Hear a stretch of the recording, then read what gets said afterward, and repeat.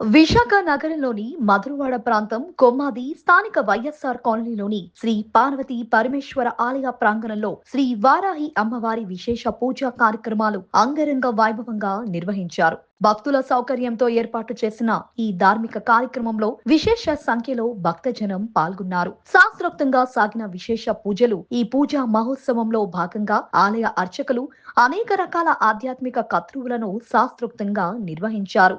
విఘ్నేశ్వర పూజ పుణ్యావచనంతో కార్యక్రమాలు ప్రారంభమయ్యాయి.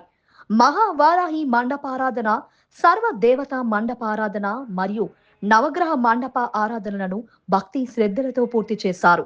అమ్మవారికి విశేష పంచామృత విశేష అభిషేకం నిర్వహించారు. అనంతరం మహిళలచే సామూహిక సహస్ర కుంకుమార్చన కార్యక్రమం ఎంతో కోలాహలంగా జరిగింది. చివరిగా శ్రీ వారాహి అమ్మవారి విశేష హోమాన్ని వేద మంత్రోచ్చారణల నడుమ వైభవంగా పూర్తి చేశారు.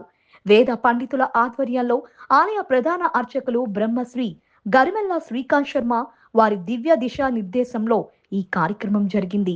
వారికి సహాయ సహకారాలుగా ఋత్వికులు వెంకటేష్ శర్మ, బాలాజీ శర్మ, కార్తిక్ శర్మ కర్తృవులను విజయవంతంగా జరిపించారు. ఈ కార్యక్రమంలో ఆలయ సేవకులు, స్థానిక ప్రజలు మరియు అధిక సంఖ్యలో భక్తులు పాల్గొని అమ్మవారి తీర్థ ప్రసాదాలు స్వీకరించి కృపా కటాక్షాలు పొందారు. ఈ యొక్క పాఠ్యం నుంచి నవమి వరకు కూడా వారాహి అమ్మవారి నవరాత్రోత్సవాలు చేస్తూ ఉంటారు. అలాగే గుప్త నవరాత్రోత్సవాలు చేస్తూ ఉంటారు. గుప్త నవరాత్రులు అంటే రాత్రిపూట చేసేది,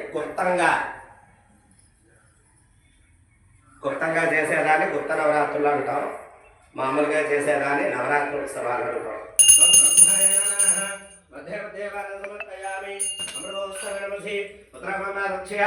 ముఖవాసనార్థం